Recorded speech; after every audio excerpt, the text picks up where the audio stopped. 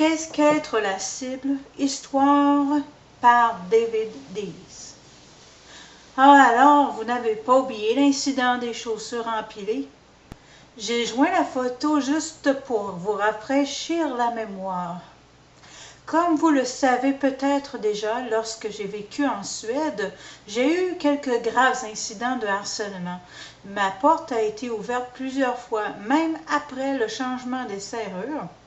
J'ai été suivie et mon vélo a été déverrouillé.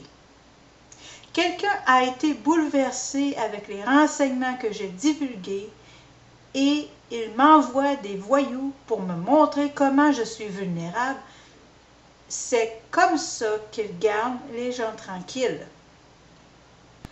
Puis, il y a quelques mois, je marche dans ma cuisine. Quelqu'un était venu dans ma maison et empilé mes chaussures. Et ce sont des choses qui arrivent. Il ne laisse pas une note pour indiquer pourquoi je suis victime d'harcèlement. Et c'est à moi d'essayer de comprendre. Ensuite, un autre incident est survenu 2 semaines plus tard. J'avais acheté une carte postale 3 dimensions d'une tortue de mer. Elle était tout simplement fantastique, tellement réelle en regardant. J'ai été très fière de la voir. Je suis sortie de la ville et je l'ai mis sur mon comptoir de cuisine, pensant à obtenir un cadre pour elle. Quelques heures plus tard, je me rends compte qu'elle a disparu. Je sais que je l'avais mise ici. Comment pouvait-elle avoir disparu? J'ai fouillé dans la maison, rien. Alors là, je savais qu'ils étaient de retour. Je n'ai aucune idée comment ils ont pu entrer cette fois-ci ou quand. Il y a seulement un nombre impair d'heures, vraiment bizarre. Puis 3 jours plus tard, je marche vers ma boîte aux lettres. Et il y a la carte postale qui était dans la neige à la fin de mon allée. Le recto de la carte était vers le bas et je pensais que c'était simplement le papier. Imaginez ma surprise à retourner et à voir ma tortue de 3 dimensions à nouveau. Alors cela m'a été retourné. Ils l'ont probablement juste garoché par la fenêtre de la voiture. Ensuite, ce qui s'est passé, je suis sur mon ordinateur et je recherchais un document important. Et il a disparu. Il a fallu des années pour créer la compilation des informations et il n'y a pas moyen de le recréer. Il était là où il a toujours été. Et il est maintenant disparu. Je vais à l'arrière du disque dur, disparu de là également. Wow!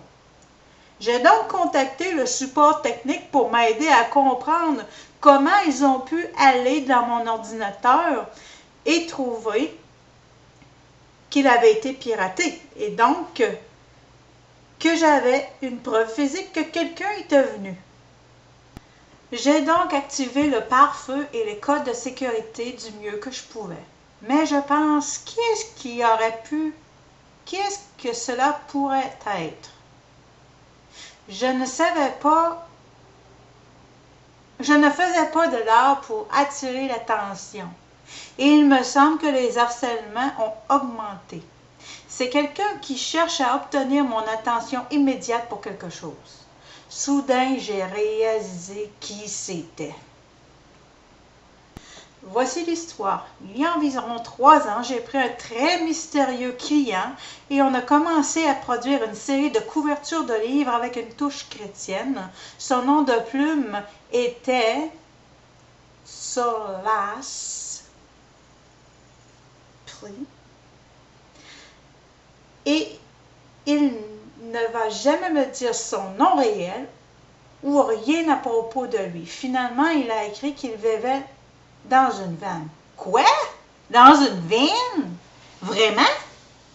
Il a écrit des ouvrages sur la santé, la religion et les sociétés secrètes à partir d'une vanne?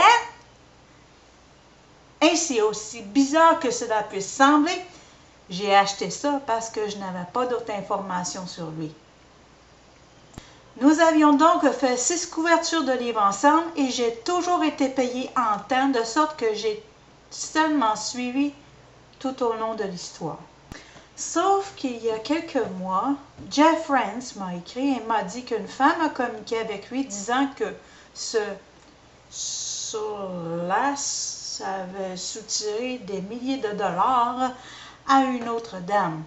J'ai donc pris contact avec elle et est également pris contact avec... Et après beaucoup de questions, je me suis rendu compte que c'était vrai. Il a ensuite admis qu'elle lui a donné de l'argent, mais qu'il ne s'agissait pas d'escroquerie. Il était facile de voir qu'il mentait.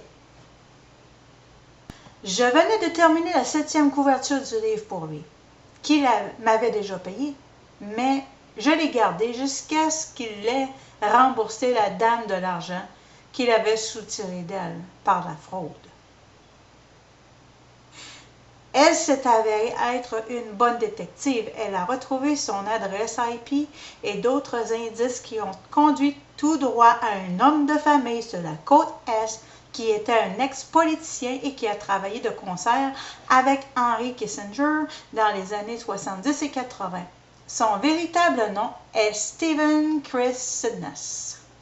Nous avons trouvé des photos de lui. J'ai donc envoyé les photos que nous avions trouvées de lui et lui ai demandé si c'était lui. Et j'ai dit qu'il fallait mieux me le révéler car j'allais assurément le découvrir de toute façon. Dans sa réponse, il a dit que ce serait le dernier courriel que j'allais recevoir de lui et que c'était une très mauvaise idée de ne pas lui envoyer l'or, que j'étais mieux de lui envoyer, que j'allais être envoyé à un camp de concentration. Puis il a disparu. Je n'ai pas vraiment eu peur, j'ai pensé qu'il était sur la côte Est. Puis l'incident des chaussures, puis la carte postale manquante, puis l'ordinateur piraté. Et il a surgi dans ma tête soudainement, et je pouvais voir l'urgence des harcèlements. J'ai donc préparé les œuvres d'art qu'il voulait et lui ai posté. Et tous les harcèlements ont cessé subitement. Je crois qu'il a tout simplement engagé certains professionnels sur la côte ouest pour commencer à me payer des visites. Et si je n'avais pas envoyé l'art en question, les choses auraient pu vraiment être très laides. J'ai attaché la photo en question. Il est ironique de constater que le titre de son livre est « Everything is a test ». Haha. Donc, je crois avoir résolu le mystère des chaussures empilées. C'est pas mal capoté d'avoir à passer par là, mais qu'est-ce que tu veux faire?